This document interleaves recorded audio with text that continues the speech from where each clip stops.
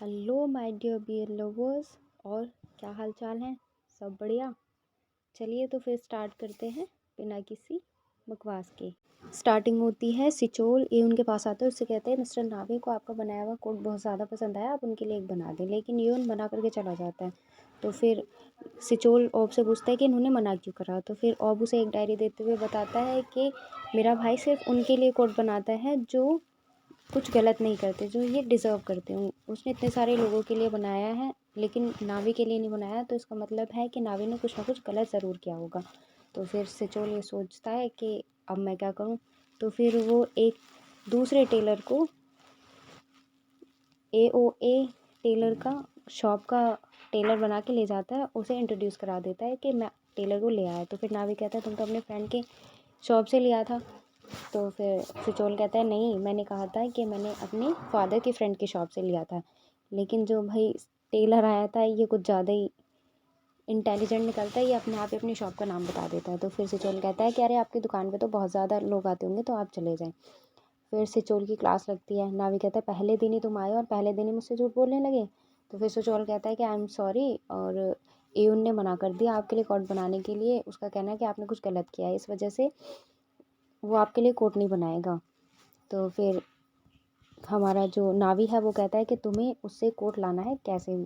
तो फिर हमारा सिचोल बड़ी एटीट्यूड में पहले एंट्री लेता है, लेकिन फिर एयुन के पैरों में पड़ जाता है कि मेरे बॉस के लिए कोट बना दो, प्लीज़ बना दो। लेकिन एयुन मानता नहीं है और वो चला जाता है और अंकल से कहता है कि इसे हैंडल करो।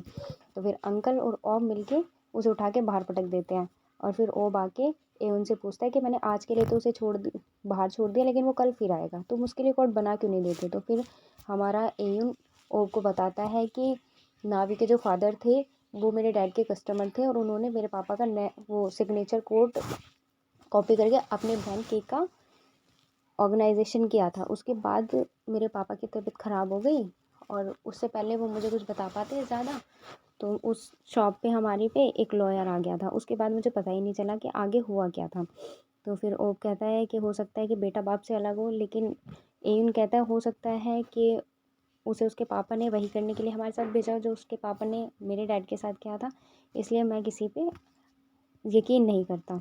लेकिन एयोन को सिचोल का गिड़गिड़ाना याद आ जाता है और फिर वो डिसाइड करता है कि वो जाएगा। लेकिन जैसे ही वो उसके वहाँ पे पहुँचता है तो नावी सोचता है कि ये बॉडी मसाज वाला है, भाई इतने डैशिंग बंदे को बॉडी मसाज वाला सोच रहा है। एयोन मना करता है। जैसे ही जा रहा होता है तो नावी उसका हाथ पकड़ के खींच लेता है और ये दोनों गिर जाते हैं बाहर टब में, और भाई इनके बीच हो जाता है एक सीन। इतने में ही आ जाता है हमारा सिचोल। उसकी आवाज़ सुन के दोनों एक दूसरे से अलग हो जाते हैं और फिर नावी को पता चलता है कि ये एयुन है, AOA शॉप का ओनर। फिर हमारा जो एयुन है वो नावी की वेट कर रहा होता है और सिचोल से कहता है कि इतनी देर में आएंगे।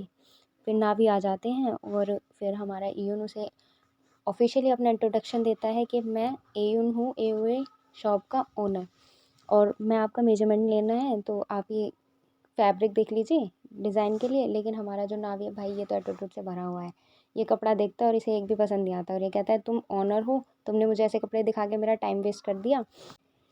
एयुन हंस रहा होता है तो नावी से पूछता है तुम क्यों हंस रहे हो। तो फिर एयुन बताता है कि कपड़ा मैटर नहीं करता है इतना, पहनने वाला मैटर करता है, पहनने के बाद कोट किस इंसान पे अच्छा लगता है। तो फिर हमारा नावी गुस्से में हो जाता है और एयुन को सुनाने लगता है कि तुम्हें तो खुश हो जाना चाहिए कि मैंने तुम्हारे जैसे कम पॉपुलर शॉप को चूज़ किया है अपने कोट को सिलने के लिए।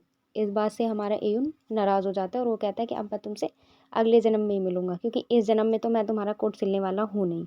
अब तुम किसी रिच शॉप से ही अपना कोट डिज़ाइन करा लेना। और ये कह के एयुन वहाँ से चला जाता है। सिचोल उसके पीछे भी जाता है उसे मनाने के लिए, लेकिन एयुन बहुत ज़्यादा गुस्से में था, वो किसी की सुनता नहीं और चला जाता है। फिर सिचोल वापस आता है और नावी को बताता है कि आपको उनसे माफ़ी मांगनी चाहिए, आपने कुछ ज़्यादा ही बोल दिया, और इतना बोल दिया है कि अब एयुन तो सिलेंगे नहीं आपका कोट, तो हमें कोई और सी शॉप ढूंढनी पड़ेगी। तो तब भी नावी भाई इसका एटीट्यूड कम नहीं होने वाला है, कहता है वो कोट सिलेगा, इसीलिए मैंने तुम्हें रखा हुआ है, अगर तुम उसे नहीं ला पाए तो चले जाना। इसी के साथ ये एपिसोड हो जाता है समाप्त। अगर आपको मेरी वीडियो अच्छी लगी हो तो प्लीज़ इसे लाइक करें, मेरे चैनल को सब्सक्राइब करें, और मिलते हैं अगले एपिसोड के हिंदी एक्सप्लेनेशन के साथ। तब तक के लिए बाय बाय।